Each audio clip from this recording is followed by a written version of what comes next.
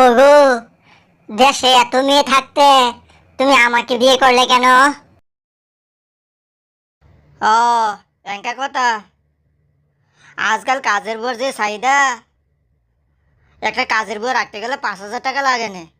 মোর যে কটা স্যালারি, এই স্যালারি দিয়ে কি কাজের বউ রাখা সম্ভব নাকি?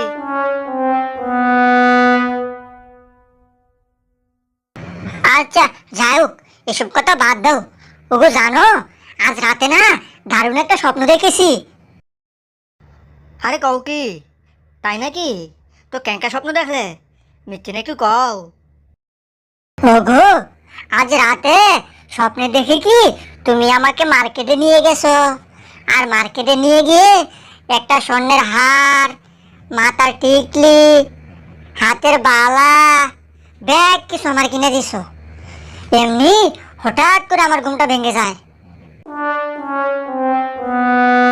আরে কও কি? এঙ্কা স্বপ্ন তো আজ রাতে আমিও দেখেছি। ওগো, তাই নাকি?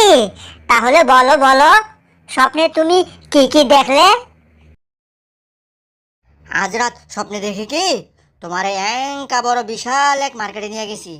মার্কেটে নিয়ে যাইয়া তোমারে স্বর্ণের হার, মাথার টিকলি, কানের ঝুমকা, হাতের ব্রেসলাইট, পায়ের নূপুর, সাথে কয়েক dozen three piece, sari, disco জুতা, কসমেটিক্স, ব্যাগ কিছু কিনে দিছি, বুঝছো?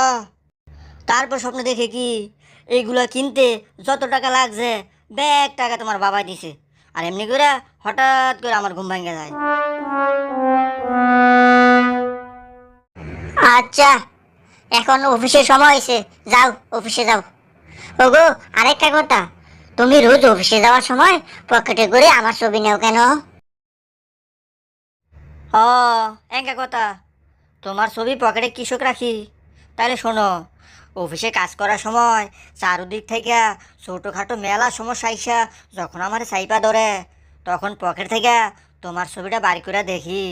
তখন তোমার এই বড় সমস্যার কাছে ওই ছোট সমস্যাগুলো কোনো সমস্যাই মনে হয় না। বন্ধুরা, ভিডিওটি ভালো লাগলে অবশ্যই লাইক কমেন্ট করবেন এবং দয়া করে চ্যানেলটি সাবস্ক্রাইব করবেন। কেমন?